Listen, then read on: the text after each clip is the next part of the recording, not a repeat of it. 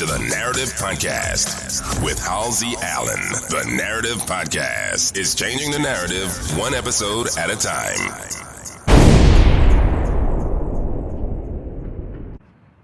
Hello. Welcome to another edition of the Narrative Podcast. The Narrative Podcast is the home of original people peace, original people reciprocity, and original people positivity. How's everybody doing? The Narrative Podcast promotes positive self-images of original people and original people culture. Welcome to the Narrative Podcast, and I am your host, Halsey Allen. Welcome all my narrators. Got a pretty good show for you this evening. On my second weekday installment of the Narrative Podcast, I'm on a mission to increase positivity. So I'm trying to do as many episodes as I possibly can during the week. Because of all the negative news that's been circulating in our community. But how's everybody doing? What are your plans for Memorial Day? Are you going to grill and chill? If you have loved ones that served in the armed forces, are you going to, visit their, memorial sites? For original people, our people, we definitely need to pay homage to any one of our, family members who lost their lives trying to defend the ideals of a country that does not value them as human beings. So anybody that's served between the years of, from when the United States Armed Forces first started up until now, salute to you, especially like in the eras from the 40s to the, I would say mid-90s. That's when, it was the toughest for original people from our community to be enlisted in the, military, the U.S. military, because they just did not and still to this day do not respect us. And unfortunately, I don't think I'm out of pocket in stating a fact that immigrants get treated better than original people, like people not from this country, when they get, and officers, when they get inducted into the military and get officer status, it seems like they get more authority, like the military receives them better than they receive us. And that's like wrong on top of wrong, because, how are you going to skip over us, the people that built this country, and just, have us in the corner, you know what I mean? But anyway, I got a little long-winded. I just basically, wanted to get interpersonal with my listening audience before diving into the content this evening on this weekday edition of the Narrative Podcast. So all my narrators, they already know the demonstration. They already know my format, what I'll be presenting and how I'll be presenting, and typically what the Narrative Podcast is all about. But for all people unfamiliar with me and my platform, with how I usually begin things here on the Narrative Podcast, is I kick things off by giving the listening audience a brief overview of the Narrative Podcast. So I walk you through a complete synopsis of my platform, why I got started it, and various nuances about the Narrative Podcast before diving into the content. So without any further ado, here I go on this weekday edition of the Narrative Podcast. Well, to start things off right, let's start at the top. Tippy, the name, the Narrative Podcast. I named my podcast the Narrative Podcast because I don't like the false narrative that the mainstream liberal media weaves about original people and original people culture. I get to original people. Why I keep saying original people a little bit later on in the breakdown. But yeah, I don't like the false narrative surrounding our people and our culture. So what I wanted to do to counter that is design a platform where I'm, providing the listening audience positive frames of reference about our people and our culture, while they supply, our people and people outside of our culture, negative frames of reference about our people and our culture. So that's why, the Narrative Podcast was born, just birthed out of that need of the necessity to, change the narrative from negative to positive, and basically, showcase and highlight us at our best to counter the way the media showcases and highlights us at our worst. So that's entirely what the Narrative Podcast is all about. My mission statement is to basically uplift and edify my people using positive frames of reference about our people and my culture, positive frames of reference about my people and my culture, and to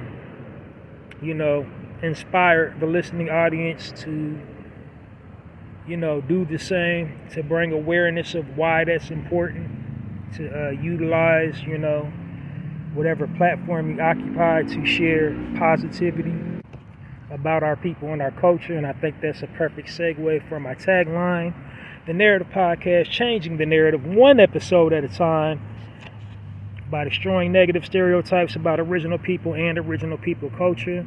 How do I destroy the negative stereotypes about our people and our culture?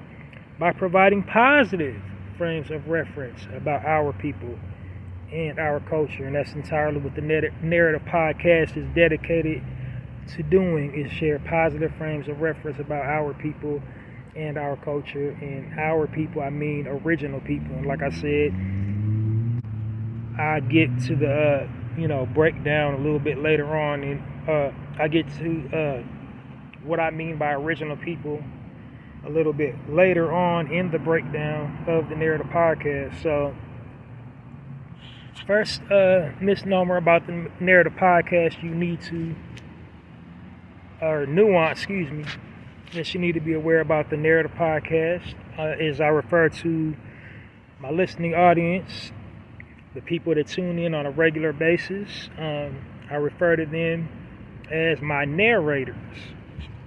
And the reason why I refer to them as my narrators is to, just basically a nod to the era that we're living in. We're living in the digital information age.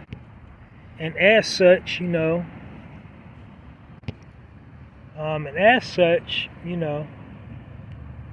living in the digital information age. So what I mean as a narrator is basically we're living in a digital information age. We share all information online.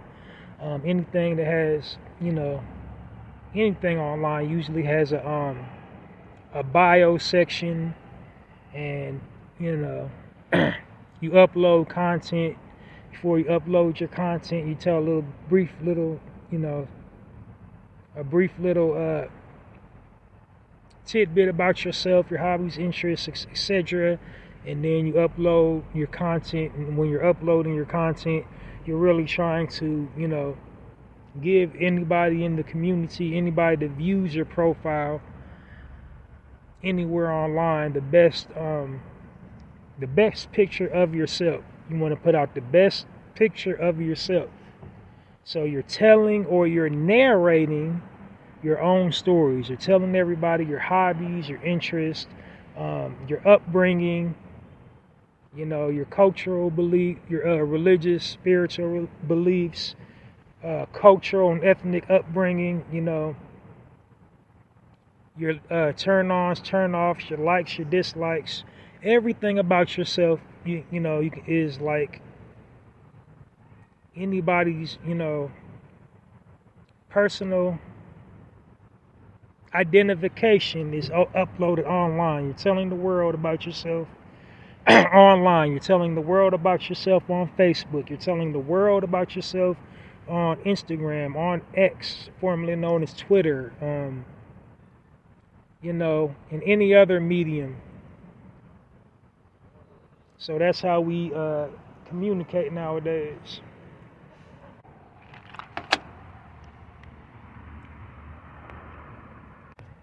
So you're sharing all your information about yourself online.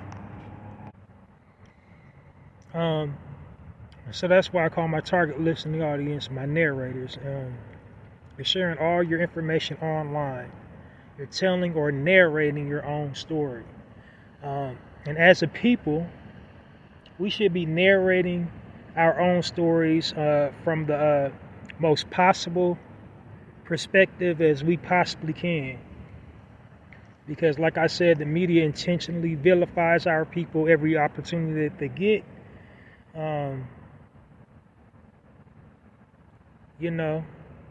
So while we cannot control how the world perceives us and reacts to us, we can control what type of content we put out as narrators.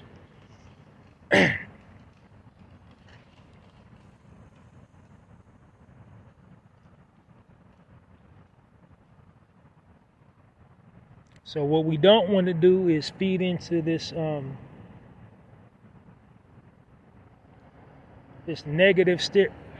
feed into the negative stereotypes and stigmas that the media places over us. We don't want to feed into the gangbang culture. We don't want to feed into the pimp culture, the whore culture, the thought culture, the F-boy culture. We want to basically use our mediums and use our platforms to tell our stories from the perspective of our true nature. And what is our true nature? Kings and queens, gods and goddesses of the universe. We don't want to be niggas,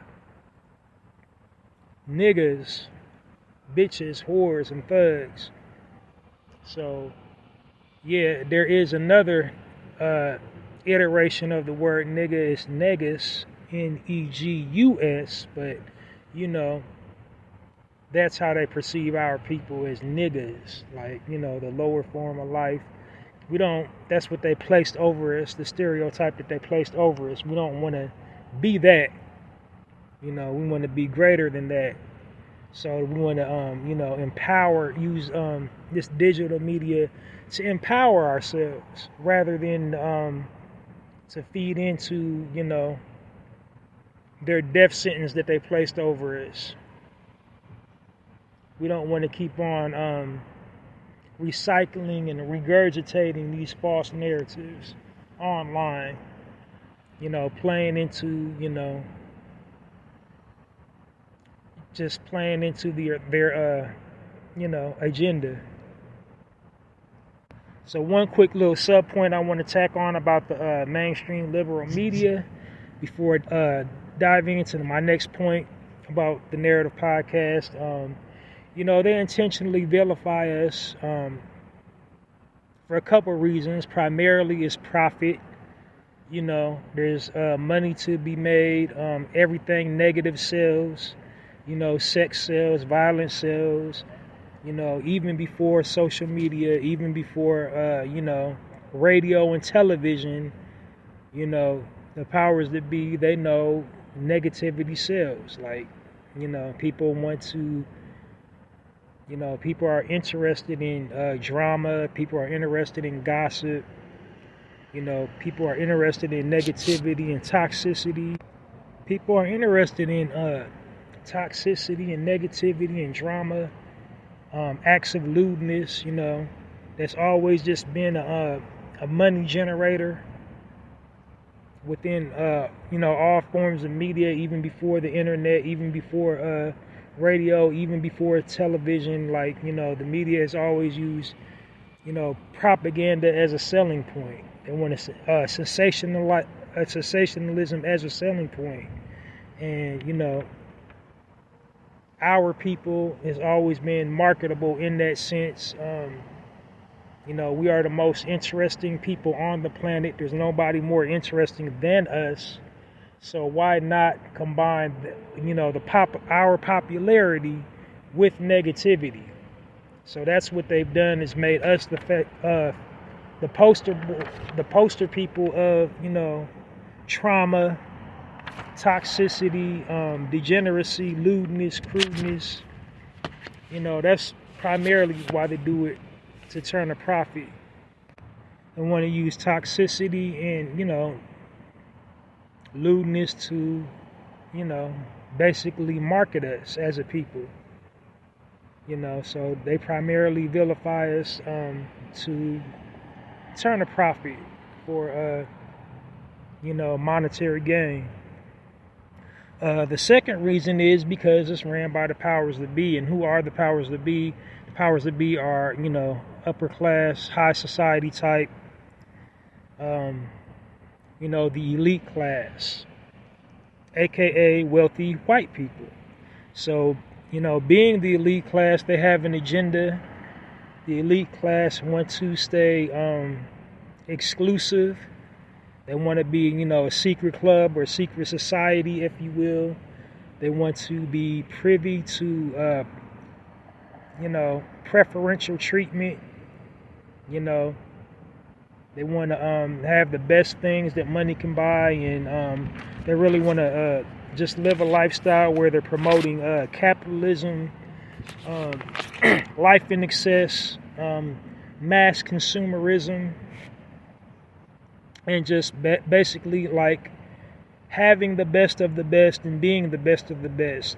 And in order to maintain that image, they got to make everybody else look degenerate and ignorant and stupid when compared next to them.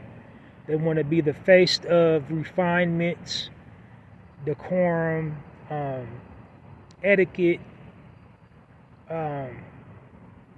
sophistication,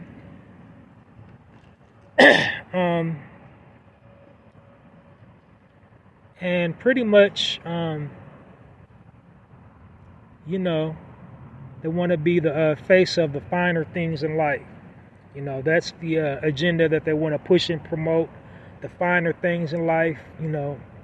Be like us, be the best. Aspire to achieve the air quotes, quote unquote, the American dream. You must have a mansion. You must have, ridiculous acres of land, the best wardrobe money can buy, the best vehicles money can buy. And, they want to perpetuate that image. And to do that, like I said, they want to try to vilify everybody else who isn't in their tax bracket, who are not of the elite class, so wealthy and white. So they vilify everybody. They vilify, low income, working class, and upper middle class white people. All other races and ethnicities, Asians, anybody from the Mediterranean, Italian, Greek, your Eastern European, Asian, just anybody that's not wealthy and white, they try to, vilify and just make them look like bottom of the barrel. But out of all the people that they do it to our people the most. And the reason why they do it to our people the most is because, they fear our people the most. Why do they fear original people so much? They fear original people so much because we are a direct threat to their way of life. We are original people. We are, out of everybody on the planet, we're the most connected to nature because of our nature as original people. So basically, by nature, we don't subscribe to their lifestyle. We don't subscribe to their way of life. We don't subscribe to, mass consumerism. We don't subscribe to none of that. Being the natural people, being the ones most connected to nature by nature, we don't subscribe to any of that. Not only that, we are the most highly impactful people on the planet. Everybody copies us. Everybody tries to be like us. They try to dress like us, talk like us, cook like us, live like us, love like us. Like everybody, looks to us and mimics us and tries to be like us in some small capacity. So we're highly influential. And the dominant class society, the elite class, are not. That's why they don't have their own culture. That's why they surround themselves with all these status symbols to make themselves feel important, because, there's nothing, people don't want to be like them. They just want to have the nice things that they had. But, they're threatened by our people, original people, because we don't need, all those nice things. Like, we are, the quintessential ambassadors of all things cool. Like, we're not fly because of, what we wear, what we drive, or what we live in. We fly because we fly. Everybody tries to emulate us. We don't need, all these status symbols to dominate a room. We can just be our natural, original selves, and everybody will follow our lead. And that's what they're kind of scared of. Everybody will follow our lead. We represent, the jig is up. Because with our just natural way, how we're naturally wired, when we're connected to our higher selves, we symbolize, hey, I'm not going to spend an exorbitant amount of money just because I have money in my pocket. I'm not going to sit up here and buy this expensive house just because I have the money to purchase this expensive house.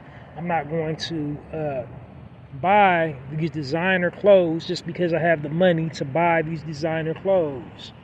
You understand me? Like, I'm not going to buy all these status symbols. I'm not going to buy a private jet just because I have money to purchase a private jet. You know what I mean?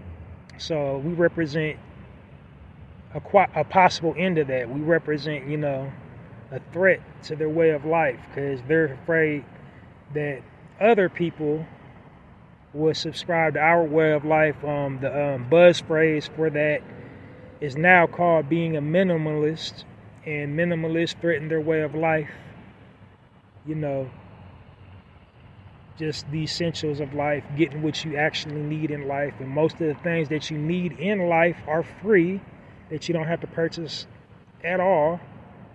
And so, their world would come crashing down if people, followed our lead and just question everything, because they're the ones, that are controlling everything. Not only that, the elite class are natural historians. They know their history and they know ours. They know without us, it would be no them. They know that how they acquire their financial wealth is directly because of us. They know how they acquired their systemic power is directly because of us. They created all these systemic institutions because they feared us early on in life, because they were so envious and jealous of us. They created, all these institutions to, empower themselves and keep themselves in power. And then,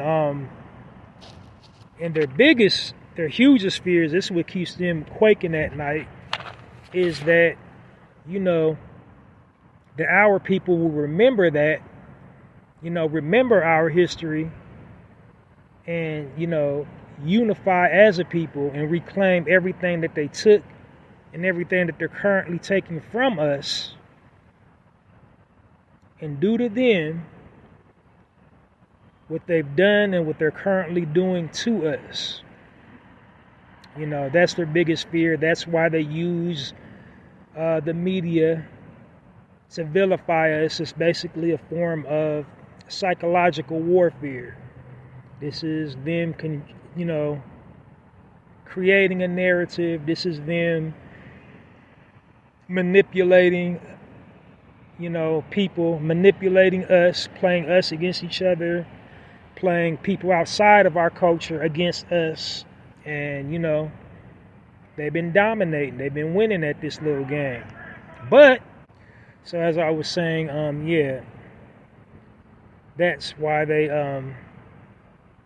run the media the way they run the media. That's why they do all these things.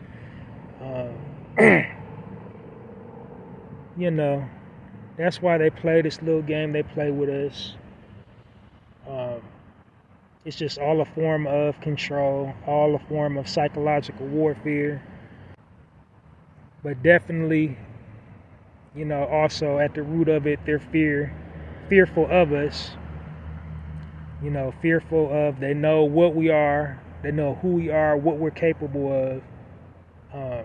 So fear / jealousy, because they can never be like us.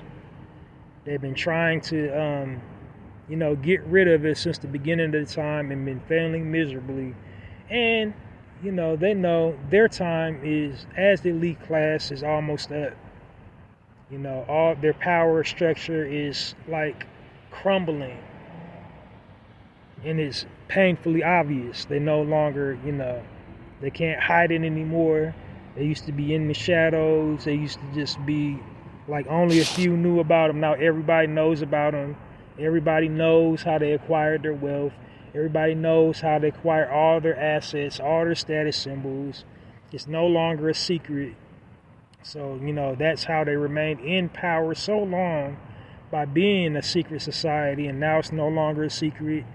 And their whole, way of life is crumbling. They know their time's up.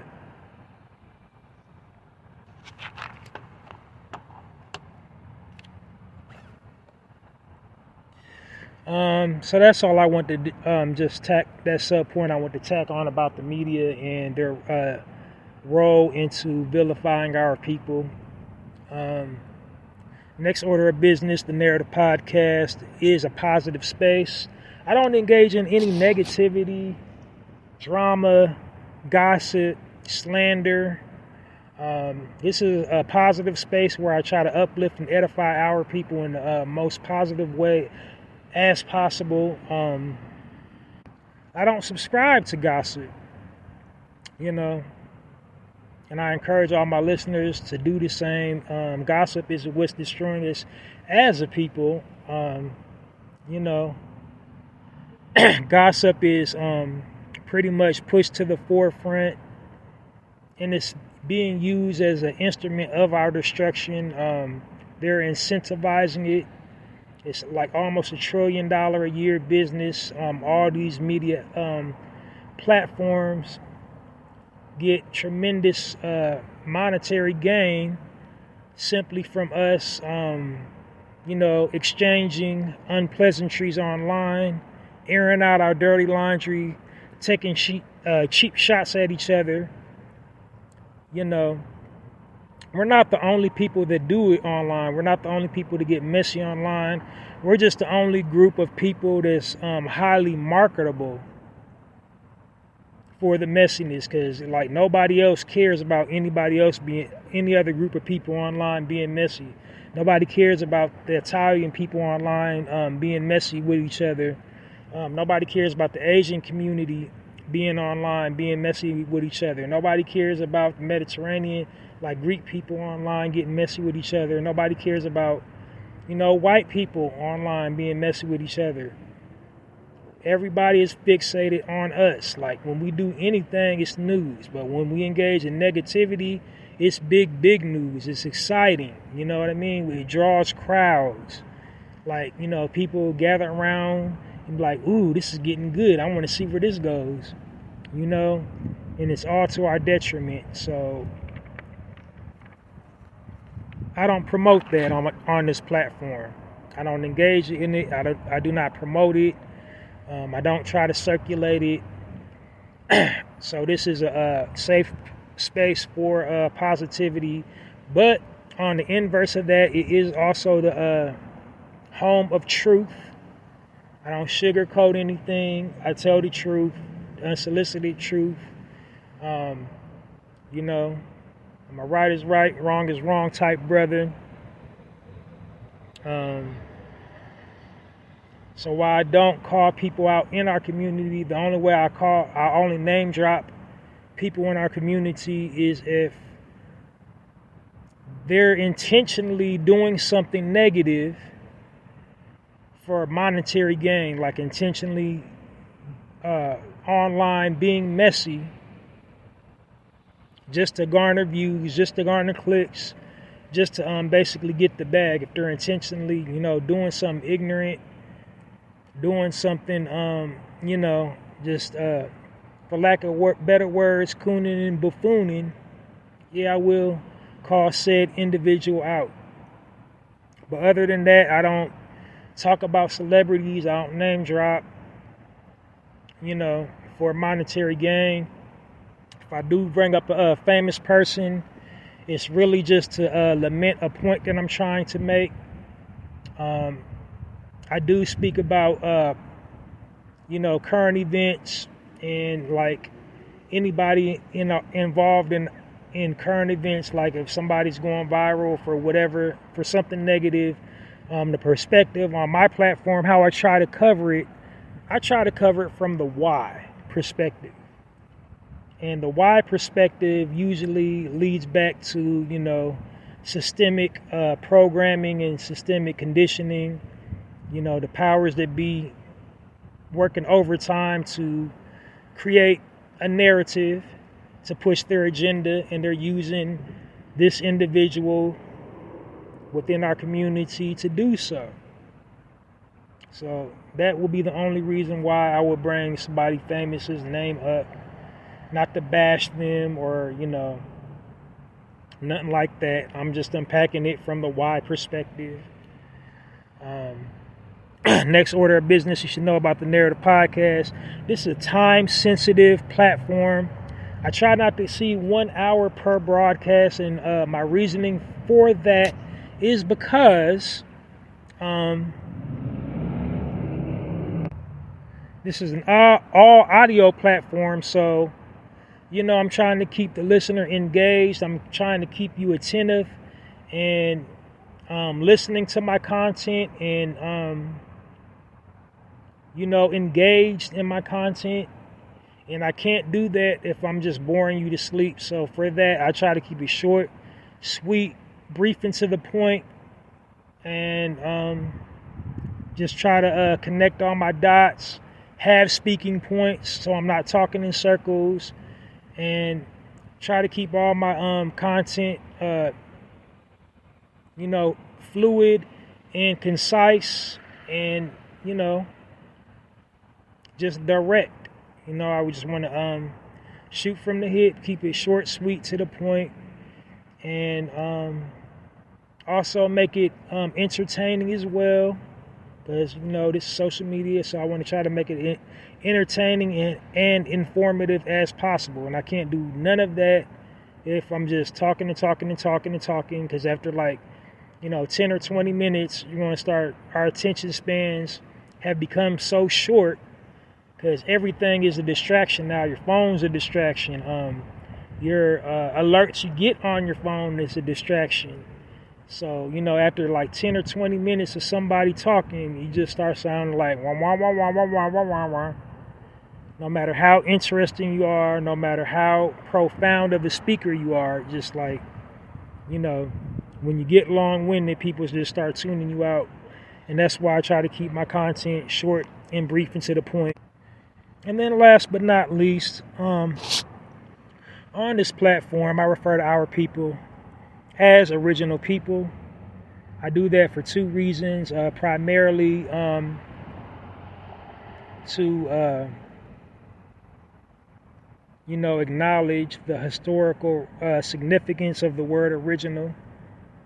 We are the original people of this planet. And by we, I mean, black people, African American, Negro, whatever you want to call us, refer to us as, however it go, however you choose to categorize us as. On the Narrative podcast, I refer to our people as original people. And, like I said, for the historical relevance of it, historically, we were and are the original people of this earth.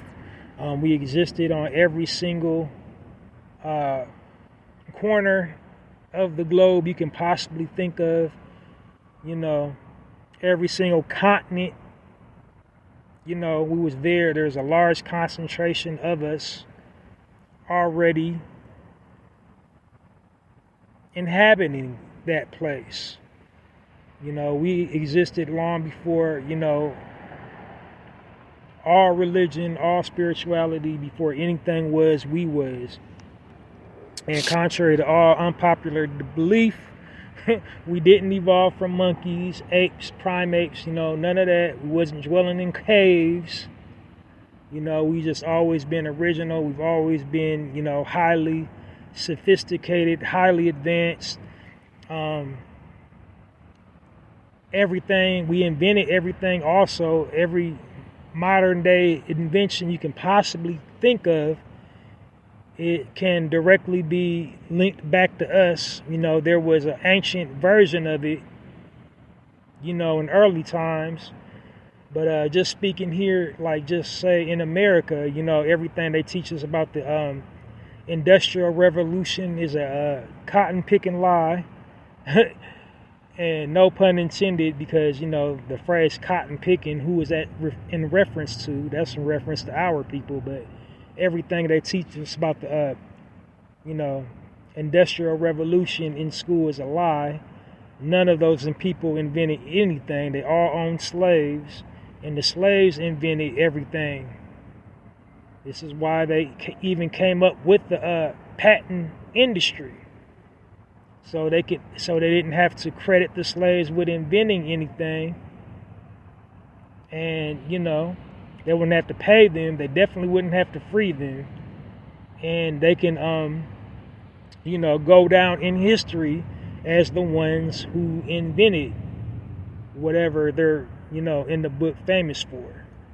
This is what they do. This is what they've done to history. They've tried to erase us from history. The original people that was here before everybody.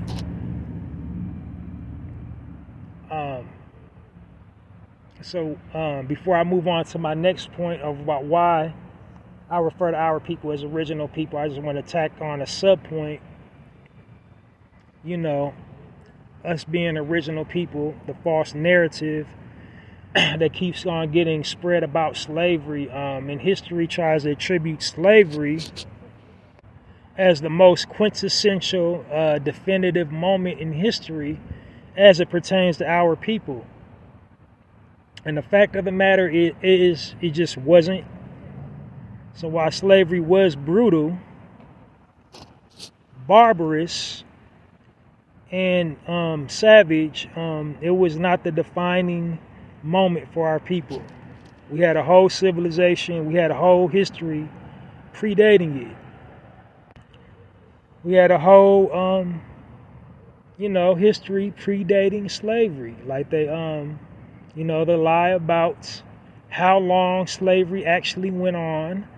They definitely lie about our participation in the slave trade. That's their favorite, that's their go-to deflection mechanism. Black people, they enslaved their own people and they participate in the slave trade too. So, no, that's not an accurate. Like, we had prisoners of war and we had indentured servants. Now, there were some African tribes that did, what do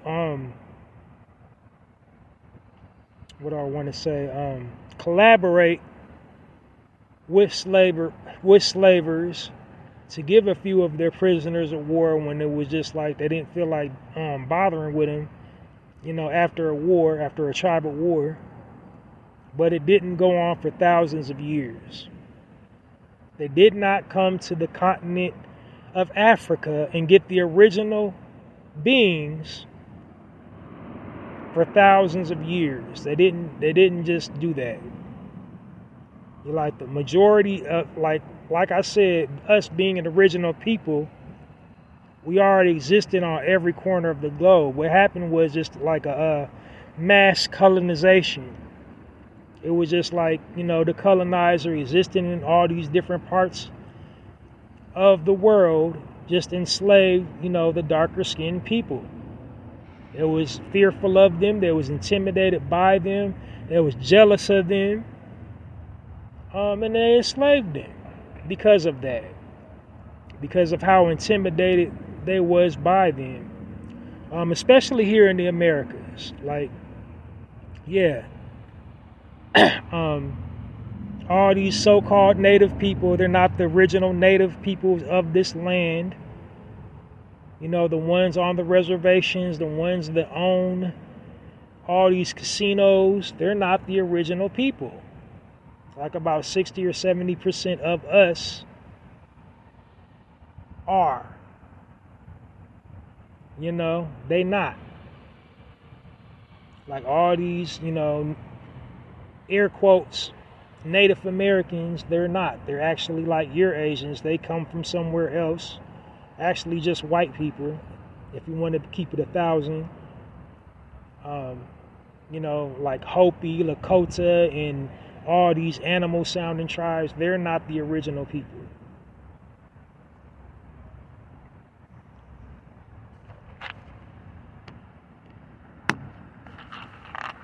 So, like I said, we exist in every single, corner of the globe you can think about, especially in like Spanish-speaking nations of the world. We was already there. The fairer-skinned people in any Spanish-speaking territory, those are not the original people. The darker-complected ones, those are the original people. Because there ain't no such thing as an Afro-Latino, ain't no such thing as an Afro-Cuban. There's no such thing as, Afro-Colombian. It's just the darker skinned people. Those were the original people of, those regions, those Spanish-speaking regions. They only speak Spanish because of the whites. Colonizers, the Spanish conquistadores made them, forced them into slavery and made them speak that language.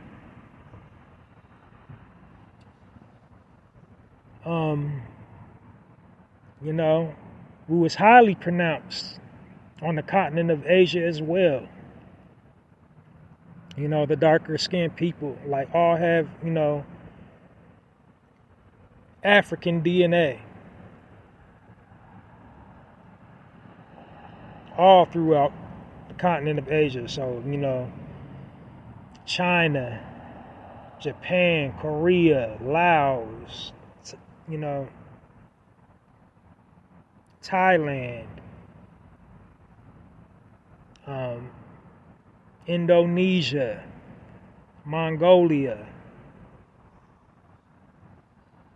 like all over the continent of Asia, in the Middle East, in the Mediterranean, in Australia, in Canada, in Germany, like any European nation as well. We already existed. We didn't get to all them places on slave boats. So we were just already large concentrations of us everywhere on the planet. So while slavery was real, and it was very inhumane, it was very barbarous and savage, and we suffered immensely because of slavery, we just didn't get, like all of us, the majority of us, didn't get there on slave boats. Some of us did, but not all of us. And if you just like really take your time to think about it, the geographic landscape of the world back then, they traveled by boats. They didn't have paper currency back then. They was like paying for things with gold bars, gold bullion, and precious gemstones. So from them to sell from Europe to Africa for thousands of years, do you think that's lucrative business? And they're paying in gold bullion, precious gemstones. They're paying for like 500-600 slaves, but then they're only coming back with 150.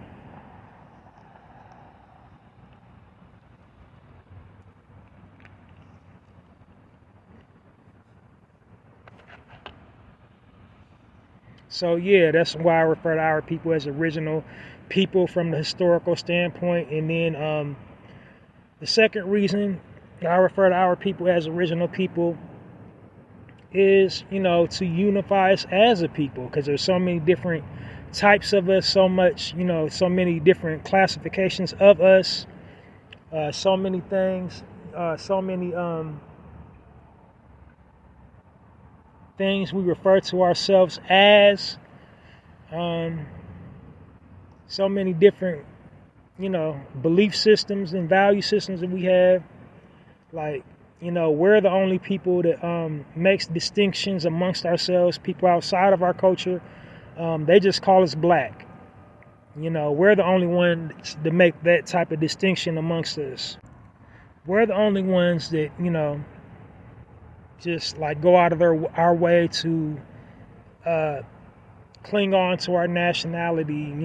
I'm from Ghana, I'm from Nigeria, I'm from Haiti, I'm Trini, I'm from Barbados, I'm from the islands. I'm from the islands, I'm from Hawaii. I'm from, you know what I mean? I'm from the Bahamas. I'm from the Virgin Islands. Like, we're the only ones that make all these different distinctions amongst us. Like, everybody outside of our culture, they just call us black and be done with it. But here on my platform, I'll try to refer to ourselves, as original people, to unify us as a people. Because being original people, we all possess high concentrations of carbon, aka melanin, and we can all trace our original origins back to the original origin points for all of creation, for all of humanity.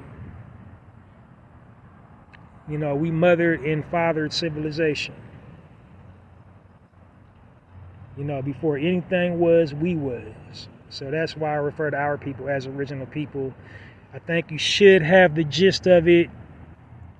If I left anything out, I'm well over 300 episodes in.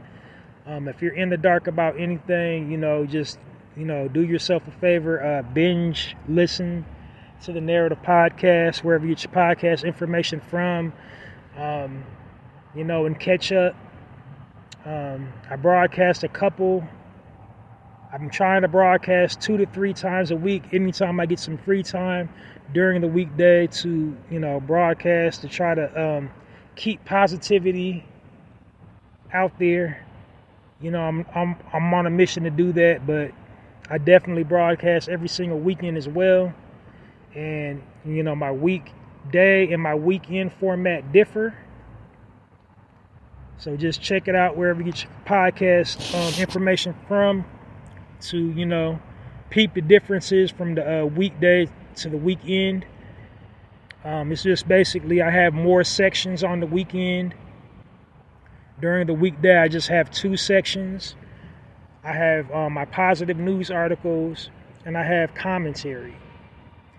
So this evening, I don't have any commentary for you, and the reason why I don't have any commentary is because, I'm doing a full episode in a few hours.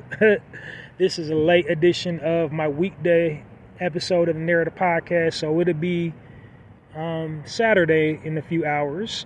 So that's the reason why I don't got commentary this evening. I just got the positive news article. So the reason why I do the positive news articles is basically to, like I said, stay true to my mission statement, which is to provide positive frames of reference about our people and our culture. And the way I do that is through the positive news articles. And the reason why I feel I need to do that is because we're constantly being bombarded with negativity from the media about our people and our culture.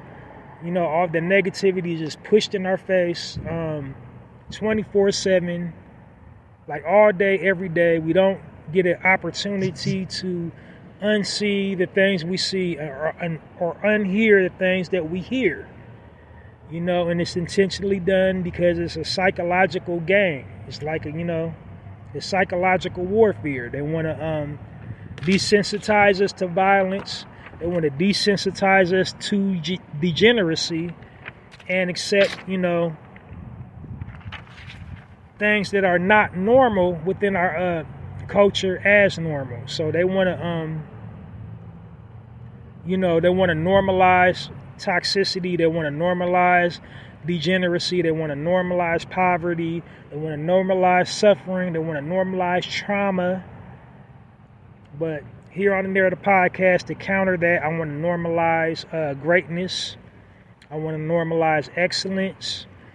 I want to normalize us triumphing in the face of adversity, being leaders, taking care of our children, excelling academically, and basically just leading the charge for all things positive. That's what I'm attempting to do here with these positive news articles. So now that you know what they're about, without any further ado, I'm gonna dive right on in with the first article here. For this weekend edition of the Narrative Podcast, or weekday edition. Excuse me, I said weekend. Weekday edition of the Narrative Podcast. So, the first positive news article for the weekday edition of the Narrative Podcast, my second installment of the weekday edition of the Narrative Podcast. The headline reads, George Floyd's 10-year-old daughter is set to executive produce his upcoming biopic. Some people say biopic. I don't know if it's biopic. Some people say tomato, I don't know. But anyway, so his daughter's name is Gianna Floyd, and his daughter's mother, I don't believe they were married, is named Roxy Washington, and so she's being included in the executive production process of this project, chronicling his life up until the time that he got unalived in front of all of us on that fateful day. So it's a family project that was authorized by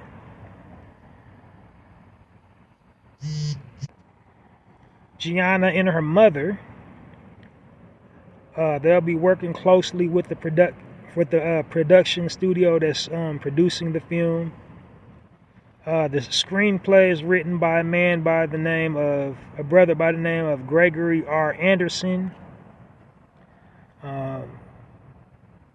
So he's the one that executive produced and wrote, the Surviving R. Kelly series and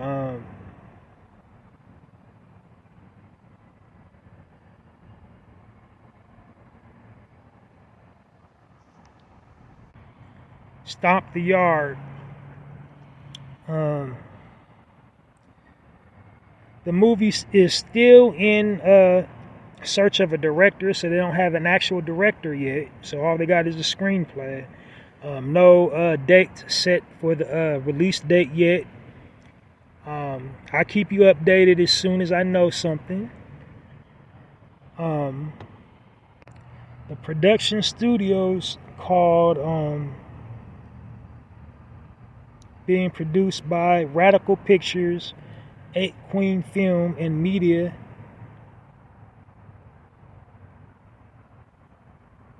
Night Fox Entertainments. So yeah, that's the whole shebang. Do your Googles, keep your eyes peeled for that project. I know it's going to be right. I know they're not going to sign off on something that they don't agree with. I'm pretty sure we're going to get a really good adaptation of our brother, because he was a social activist. Before he got unalived, he had all kinds of positive social media posts. The false narrative that they try to spin is like, he was a fentanyl junkie, and so that's how they try to spin it. But hey, so he got a biopic coming out, and his daughter and the child of his mother, or the mother of his child, is going to be included in that process. So join me into giving Gianna and Roxy a warm narrative podcast round of applause for the upcoming biopic about the life and times of our brother that is no longer with us, Mr. George Floyd.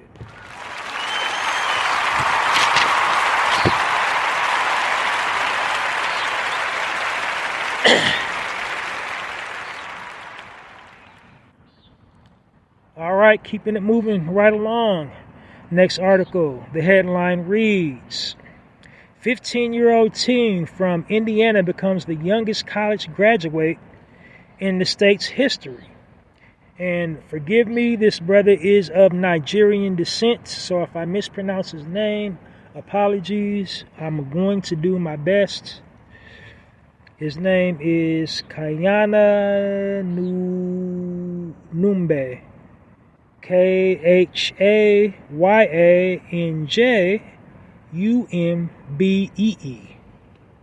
And he earned a bachelor's degree and aims to complete a doctorate in biomedical engineering by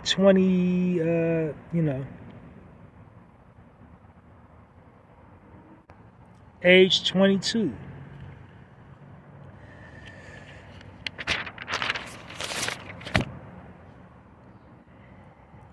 Okay, keeping it moving right along.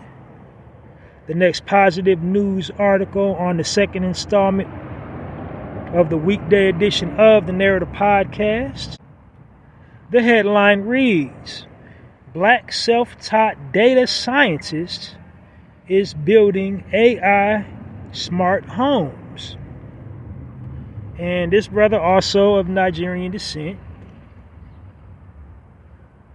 is a brother by the name of Andy Davis.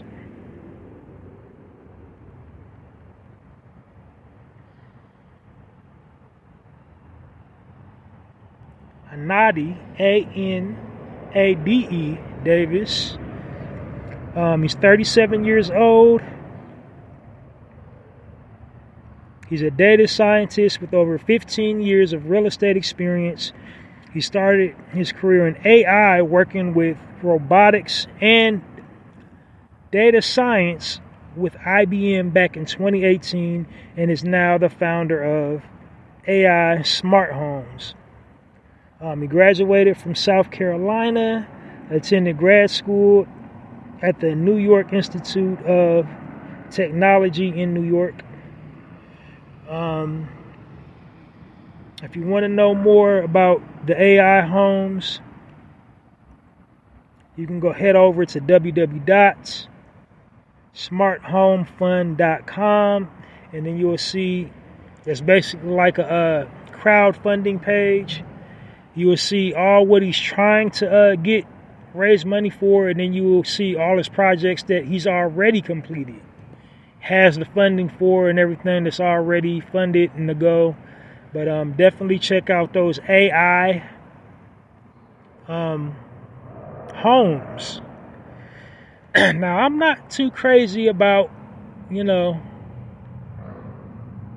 artificially intelligent homes. Like, I'm just not too fond of that. Like, who remembers that early 1980s flick, Electric Dreams? Or like, that was like the precursor of this AI stuff. He bought a computer. This is in the early 80s, like 83, 84. When it wasn't even called the internet, it was just called the ARPANET. Like the World Wide Web, it was really just to connect other computers. You couldn't talk to other people. I mean, you could talk to other computer users, but you had to you had to really know how your, I think the operating system back then was DOS. You had to really know how to crunch that keyboard, crunch those commands to get the computer to do anything. But essentially, they would hook all these devices up to the computer, and the computer became sentient and was controlling everything in the house, and then end up controlling his life.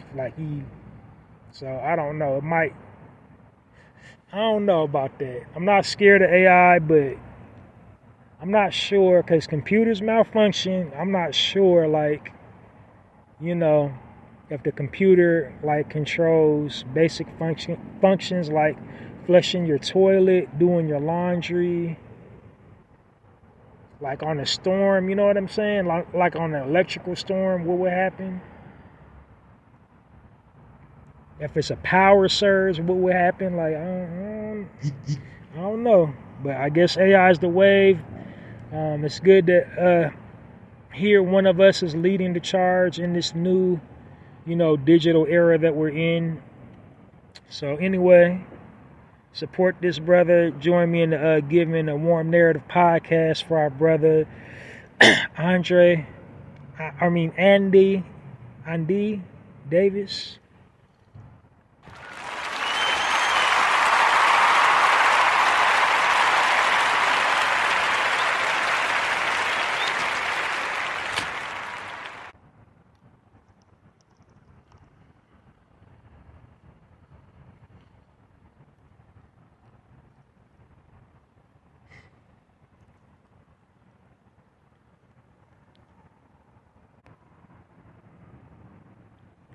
All right, moving right along.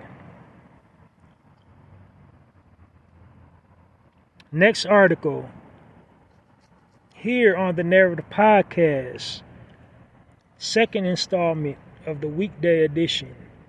The headline reads,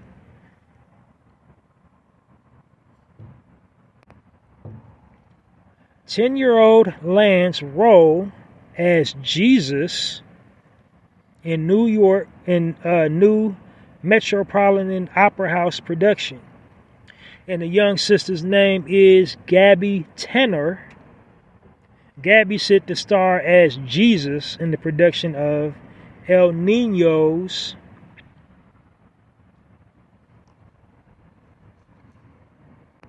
El Niño. And basically it's an opera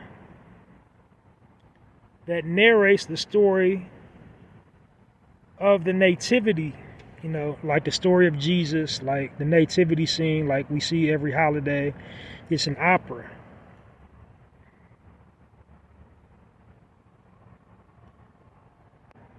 Gabby is from Maryland. The article don't say what part of Maryland. It doesn't say whether she's from Boston or, it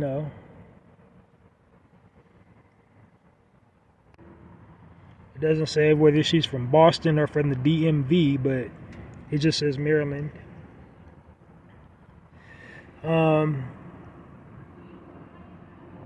And she had to be dedicated to the part because the opera house is located in New York City.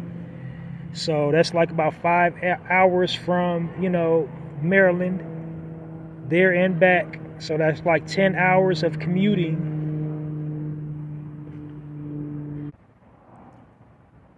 So it didn't say if she was from Boston or, but that's a long, long drive. So she was back and forth for, an upward of 10 hours auditioning for the part.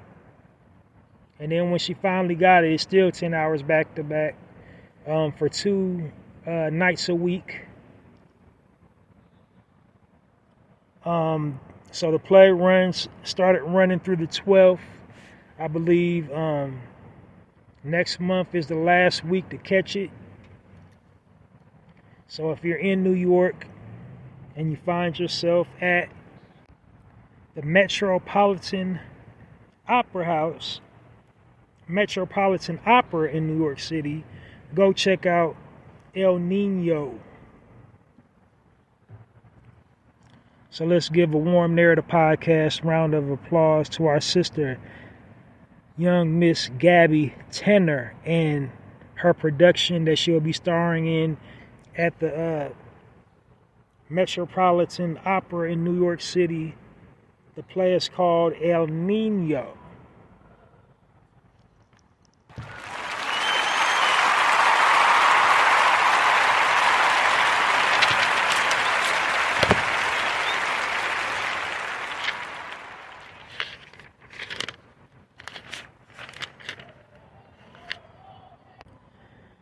Moving right along, next article here on the second installment, weekday edition of the Narrative Podcast. The headline reads, Black woman makes history as a nurse despite being in a wheelchair. And the sister's name is Andrea Dalzell. Andrea is a New York native. She became an RN despite being wheelchair bound since childhood. She also is known on social media as the seated nurse. She is currently making history as the first ever wheelchair using nurse in the state of New York. So that is definitely determination, triumphing in the face of adversity to become a healthcare professional. That's a very trying field. Like, you have to have tremendous mental resolve, when you have full control of your limbs. Like, that's not an easy profession. Like, it is tremendously mentally taxing working in the hospital.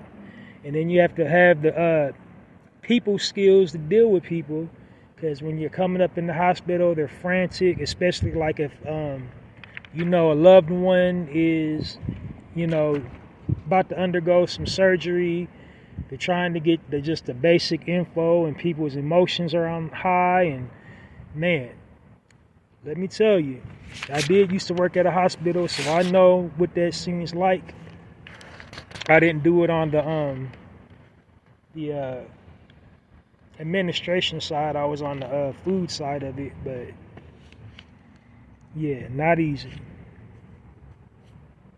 So, join me into giving a warm Narrative Podcast round of applause for our sister, Andrea, the wheelchair, or the seated nurse, Dalzell.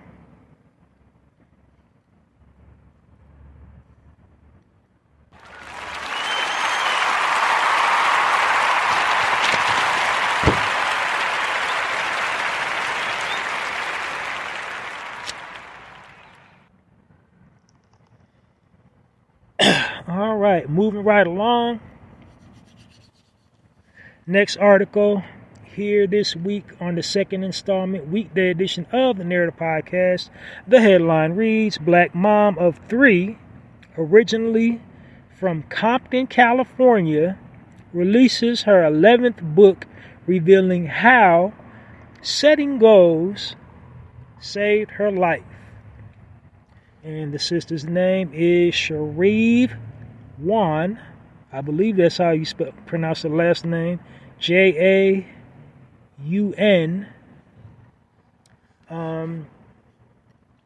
Her most recent book, she is an author. She got over 11 book titles. But her most recent book that she has written this year is called The Gold Journal. She's also written Move the Needle, Introducing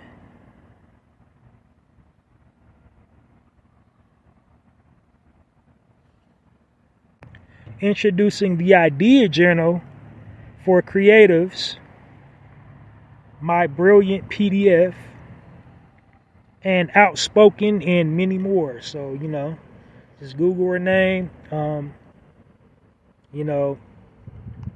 all her titles should pop up. She also has a YouTube channel. So just go to YouTube and type her name in the browser, Sharif Wan, SHERAVEJAUN, in the YouTube browser. She got her own YouTube channel. Subscribe to that, and and view all her uploads. She's a motivational speaker as well. She does TED Talks, and so journaling is a key to manifestation. If you're trying to manifest something in your life, journaling is definitely a part of that. And not for nothing, like females, they kind of got journaling a lot. I don't know if it's the Mandela effect, because journals used to be a male-dominated thing. Females, they had like diaries, but we had journals, logs. So I don't know how that shifted, but ever since females start journaling, they kind of like they control that whole manifest wave. But that's definitely how you manifest, is journaling. I don't really subscribe to religion, but the good book says in the book of Habakkuk to write the vision and make it plain.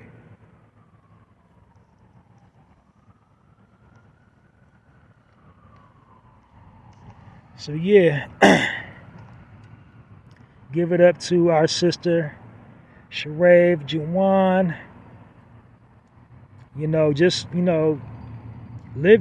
Surviving Compton, California. That's an accomplishment in itself. Surviving that neighborhood. So, that's an accomplishment within itself.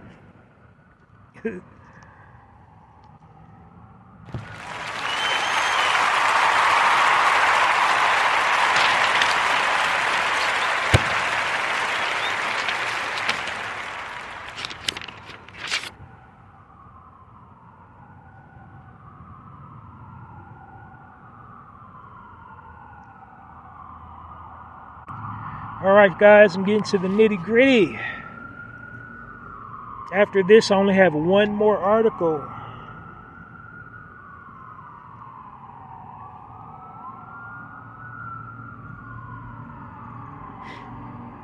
So last article of the evening, the headline reads, Black dad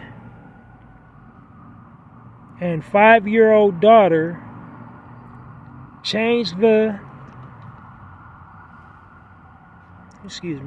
I can't read my own handwriting sometimes. Change the time narrative around black fatherhood. Change the narrative around black fatherhood with new children's book. Okay, I see what I did. Like it was running together. I had some stuff in the margin, on the side margin. That's what it. But anyway, back on topic. The brother's name is Dante Carter, and he has co-written this book with his daughter, Kalia Carter. And the book centers around black fatherhood and strong black family. And the title of the book is called My Daddy and Me. It's available on Carter Media Group.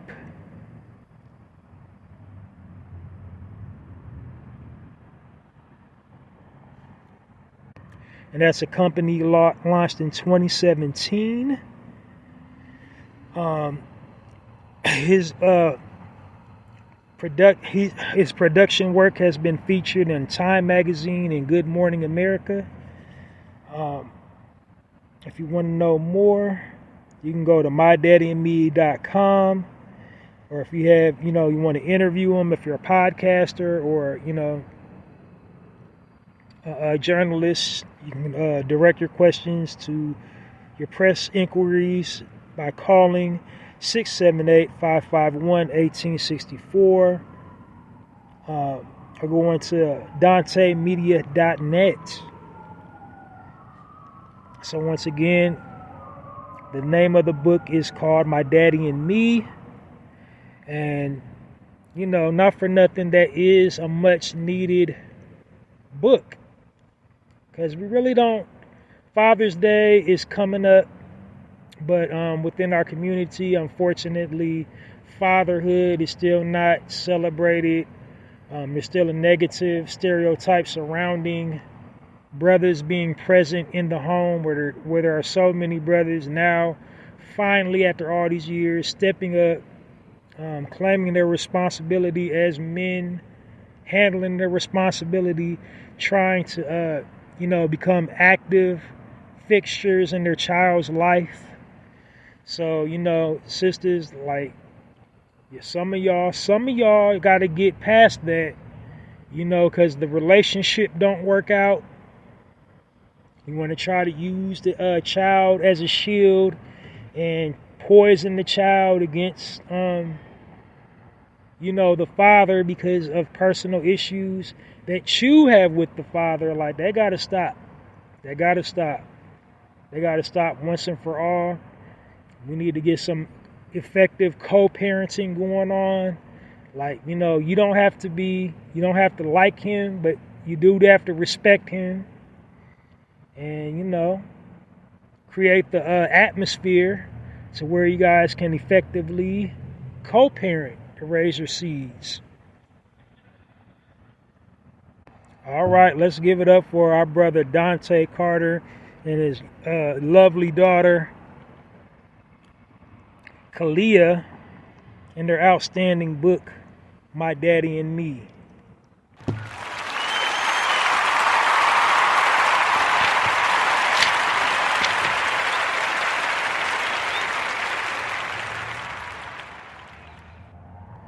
All right, here we are. Last article of the day. 15 minutes away from midnight, but it'll be probably Saturday by the time I share it back on the social. Last article reads, triplets from Colorado graduate high school at the top of their class. And the triplets are Martina,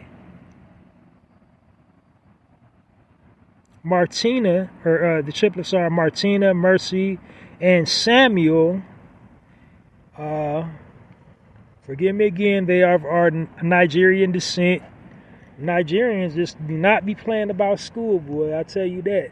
I tell you what. Ideas Opoku. Anyway, they're from Aurora, California. They graduated simultaneously from high school.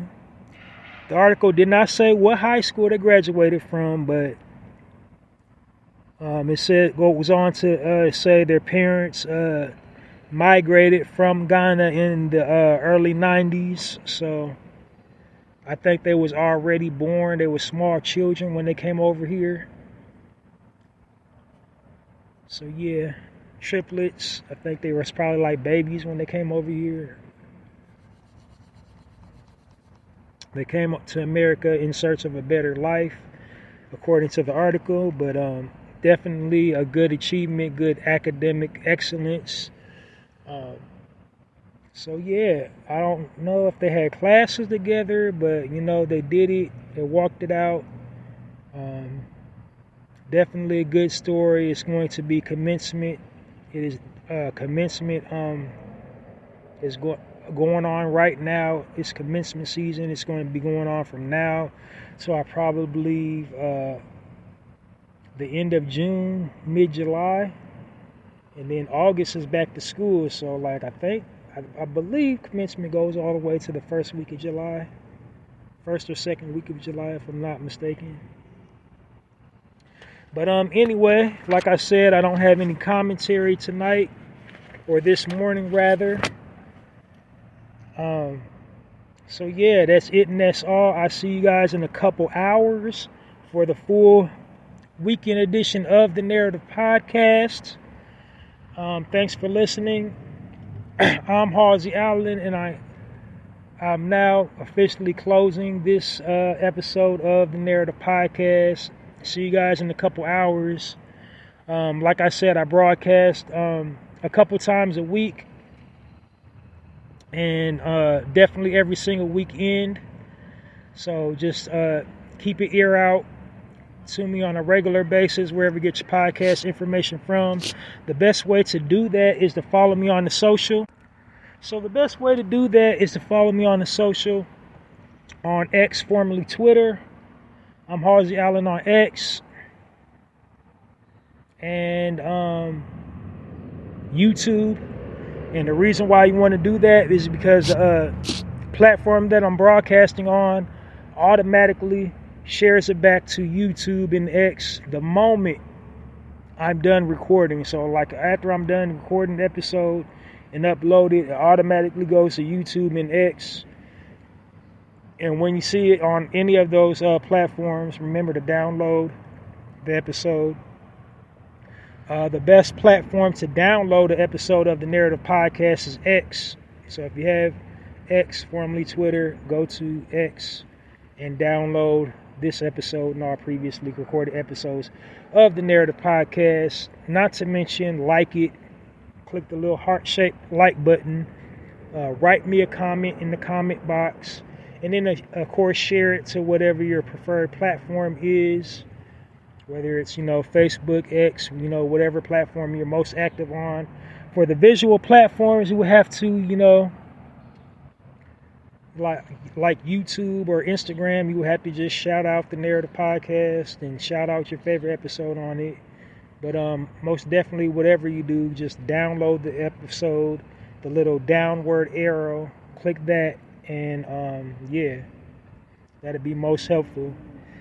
But whatever you do, follow me on X or YouTube to get the latest installment of the Narrative Podcast, wherever you get your podcast information from. And I'm Halsey Allen on both mediums. On YouTube, I'm Halsey Allen, and on X, I'm Halsey Allen. Actually, I stay good at Halsey Allen on X.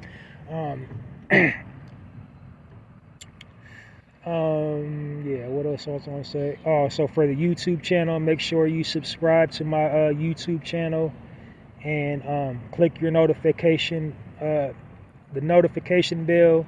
Click notification all to receive, all alerts of the newest episode of the Narrative Podcast. That's it for, my social media. Also, I've written a book of poetry titled The Black Card. The Black Card is available on a medium called Poetizer.com. Poetizer.com is a platform for writers of specifically poetry, but it's open to all forms of writing, novel writing, like people that like to write novels, short stories, even composition, essays. All forms of writing is welcome in that community. But what they have is a feature that will allow the user, whatever work the user shares on that platform, the ability to, turn it into a book, publish it and all that, and advertise it and all that. But they have a virtual online bookstore that you can enter and peruse through and purchase books from the people of that community. So I definitely am of that community. I've written a book. I haven't posted anything in it lately, but I have turned my favorite posts into a book, as well as some, new things that I wrote just specifically for the book feature. It's called The Black Card. And The Black Card is basically a 30-page book of poetry. It's an all-encompassing look at us as a people, everything we experience as a people, positive and negative. Essentially, a survival card. So the Black Card to make a good anytime read, coffee table read, travel book, gift. So like I said, it's basically like a survival card. Purchase your copy of the Black Card today or get your Black Card revoked. Go check it out, poetizer.com, their virtual online bookstore. So that'll be it for the Black Card. Go snatch you up a copy today. Last but not least, I have my own personal poetry blog called hallziespoetrycorner. It's on blogger.com. And the name of it is hallziespoetrycorner at www.mrhallziesblogs.com on blogger.com. And what that is a collection of my own personal poetry. And the unique thing about that is it's completely spontaneous. I don't contemplate on the subject matter, what I'm writing about, the title or anything about the poem. It just basically just comes out of me. It's just basically like off the cuff, written on the spur of the moment. It's like just eerie how intricate each one of those poems are, how specific and detailed each one of them are. You would think that I pre-drafted it before I posted it on the blog, but that's just not the case. I wrote each and every last poem featured on Halsey's Poetry Corner in the spur of the moment, and it's definitely creative. And the unique thing about my poetry is you're guaranteed to find something that resonates with you. It's for everybody to read. I got quite a few poems on there just specifically for our community, but basically it's for anybody that likes poetry, just anybody from any walk of life. You're guaranteed to find something you can identify with on Halsey's Poetry Corner. Check it out today. I haven't written any brand new poems in quite a while until today, actually. And the name of the poem that I wrote today, Friday, it's now Saturday, but, earlier today I wrote a poem titled No Less. So go check that out today. Halsey's Poetry Corner, on Halsey's Poetry Corner on blogger.com.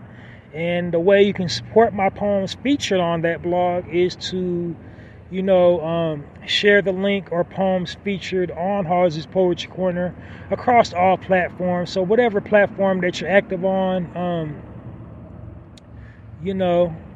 just share the link to my poetry blog or any poem featured on my poetry blog across all platforms.